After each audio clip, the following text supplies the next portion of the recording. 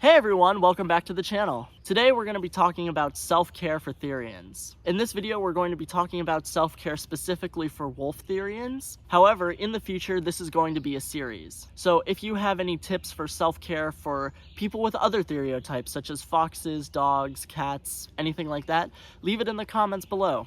But for now, let's talk about self-care for wolf Therians. Now, what does Therian self-care even mean?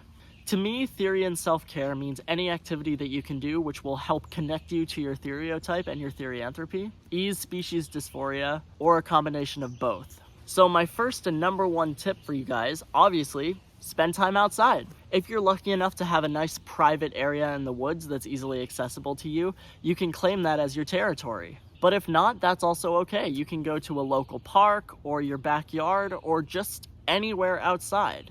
I feel like just being outside helps bring me closer to my therianthropy.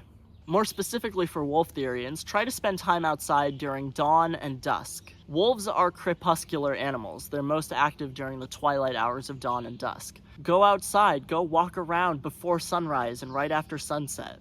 The next tip that I have for you guys is to listen to nature sounds. If you go on YouTube, there are hundreds, if not thousands, if not hundreds of thousands of videos of nature sounds, forest sounds, jungle sounds, rainforest sounds, wolf sounds, anything you can imagine. If you're not able to go outside, listening to sounds of the forest or sounds of wolves howling can really help ease dysphoria. In fact, this is what I do a lot when I'm studying or working at home, or if I'm not able to go outside. Another form of self-care for Therians is to eat like your stereotype. Now, when most people think of a wolf, they're going to think of a carnivorous diet. So right now, I'm going to show you how to make the wolf Therian self-care burger. Bet you guys weren't expecting a cooking segment, huh? Open up your ground beef and take out a good chunk, probably about like half of this. The reason is, we want these burgers to be thick because we want them to be, pretty much raw or very rare in the center. Form it into a patty, make it as thick as possible.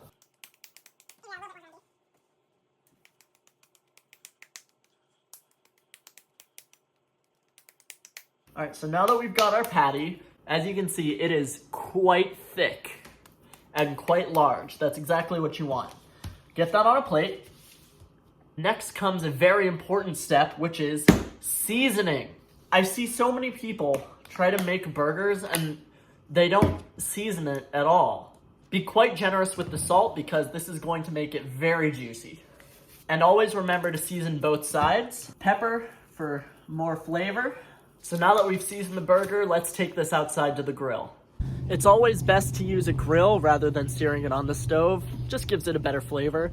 You want to wait until this heats up to about 400 degrees Fahrenheit before you put the burgers on. All right, so now the grill's heated up. Open up the lid. It's gonna be quite hot. Throw this on. Now close the lid and set a timer for 3.5 minutes. After 3.5 minutes, we're gonna go ahead and flip. Woo! It's quite hot. Press it down gently, not too hard. And close the lid again. This time we're gonna go for 3 minutes on this side. All right, now this is where things get kind of precise. Halfway through cooking this side, so about 1 minute, 30 seconds in, open it up. You can see the steam off of it. I'm gonna take a small pat of butter, put it on there. Right over top of it, you're gonna put your cheese. And then at the same time, place your buns on the grill to toast. Close the lid again. All right, it's been another minute, 30 seconds. I just took the buns off. Go ahead and take this off. Assemble this beautiful burger.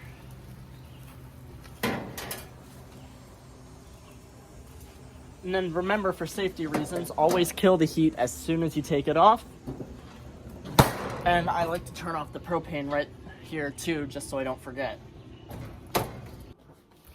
All right. Here we have our finished burger. Let's cut it open. Oh, look how juicy it is. Look at that. So that's how you make the Therian self-care burger. Heyo, this is editing Talviyö here. I just wanted to add a disclaimer here that technically you're supposed to cook meat to a certain temperature to avoid getting sick. But listen, I'm really not one to tell you how to live your life. Do what you want, just don't blame me if you get sick. Alright, back to the video. Like I mentioned before, when people think about a wolf's diet, obviously they're going to think about meat and a carnivorous diet.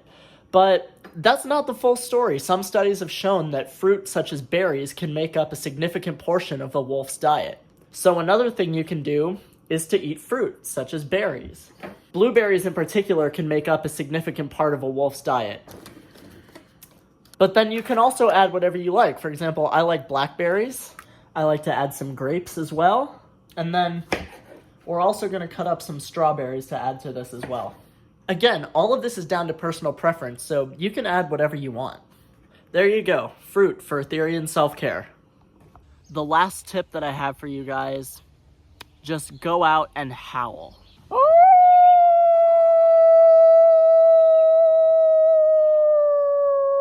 People might look at you funny, people might think you're weird for it. The secret is to just stop giving a damn and just do it anyways. Quadrobics too. I know I talk shit about quadrobics content a lot, but if actually doing quadrobics helps you, then go for it, do it.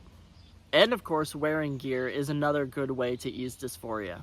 Of course, I do want to mention though, none of these things are required. They're simply my suggestions. If you guys have any more tips for Therian self-care, let me know in the comments. Alright, I'll see you next time. Bye-bye.